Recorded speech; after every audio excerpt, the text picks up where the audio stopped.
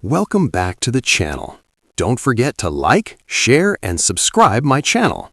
Today, we are explore how to create business brand backdrops using render clouds in Photoshop.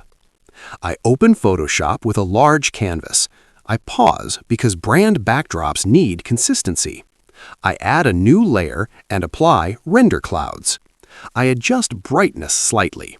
I add a gradient for brand identity. I reduce opacity. The clouds now feel refined. This backdrop fits banners, thumbnails, and ads. Render clouds creates versatility for business branding. I stop when everything feels aligned.